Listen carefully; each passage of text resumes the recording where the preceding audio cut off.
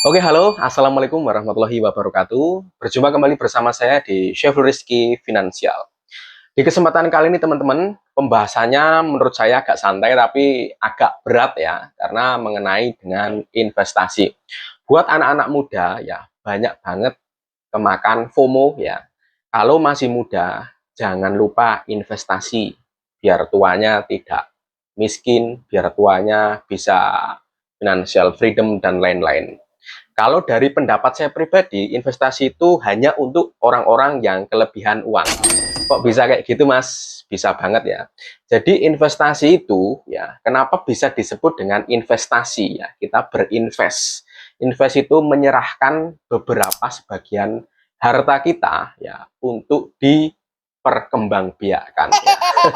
Bahasanya sedikit agak aneh ya, tapi memang kenyataannya seperti itu. Contohnya kita berinvestasi di bank BCA. Kita memiliki uang 50 juta, misal seperti itu ya. Tapi return per tahunnya itu sangat sedikit sekali kalau Anda hanya memiliki uang segitu aja. Makanya orang-orang yang kelebihan uang ya, bahkan semiliarder, triliuner ya, itu sudah kelebihan uang. Nah, untuk teman-teman ya, atau kita ini bisa sebut untuk kalangan menengah ke bawah ya, miskin enggak, kaya juga belum ya. Gimana caranya untuk di bagian investasi ala-ala anak muda yang benar-benar real hasilnya itu juga tidak menyakitkan. Kita bilang menyakitkan karena kalau kita investasi di bagian saham ya itu modal 1 juta, 2 juta sampai 50 juta, 100 juta hasilnya belum bisa kelihatan ketika Anda hanya mengandalkan menjadi seorang investor abal-abal. Nah, di sini buat Anda semua saya sarankan ya, termasuk saya sebagai anak muda, untuk menggunakan uang itu metode puter play. Puter play itu gimana, Mas? Bermain di lingkaran. Kalau Anda hari ini bekerja dengan gaji 5 juta sampai 10 juta, Anda harus mencari fashion Anda dulu untuk menggunakan puter play ini. Gimana sih caranya, Mas?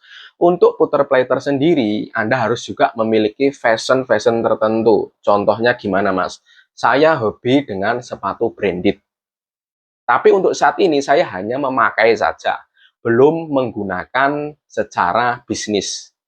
Untuk menggunakan secara bisnis, ketika Anda memahami sesuatu seperti tadi, sepatu branded, Anda harus benar-benar mengetahui barang branded apa atau sepatu branded apa yang kira-kira laku keras di pasaran. Walaupun itu second ya.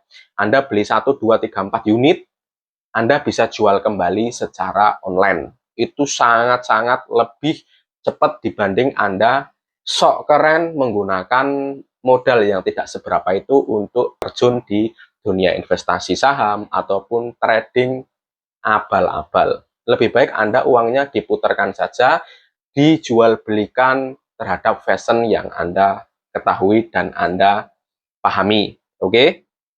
Kemudian yang kedua, Anda bisa pengelolaan di bidang bisnis secara freelance. Contohnya apa? Semisal Anda hobi seperti kuliner ya. Anda bikin saja outlet kecil-kecil ya.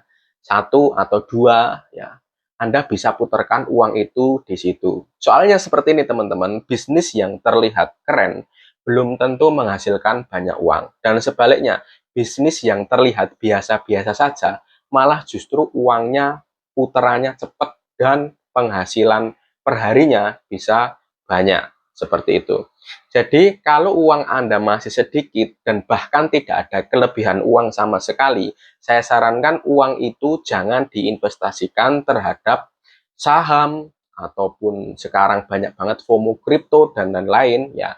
Kita tidak tahu kedepannya seperti apa dan kita pun bahkan tidak tahu itu isinya apa. Nah, di sini ya buat teman-teman semua, pokoknya saya disclaimer, Anda mending menggulungkan uang tersebut yaitu puter play ya, puter play.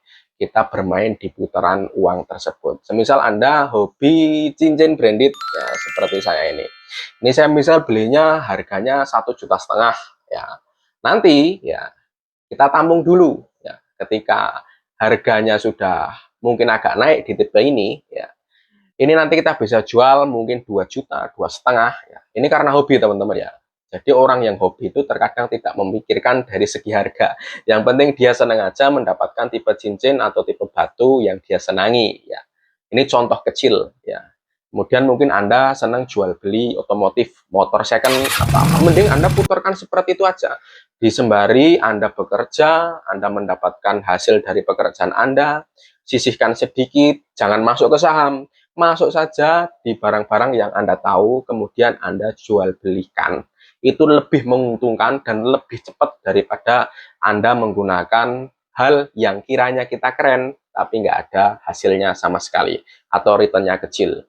Kecuali kalau Anda memang sudah kelebihan uang, ya saya bisa menyarankan Anda untuk berinvestasi di saham, kripto, ataupun properti bisa jadi. Oke, terima kasih telah menonton video saya. Semoga ini bermanfaat untuk Anda semua.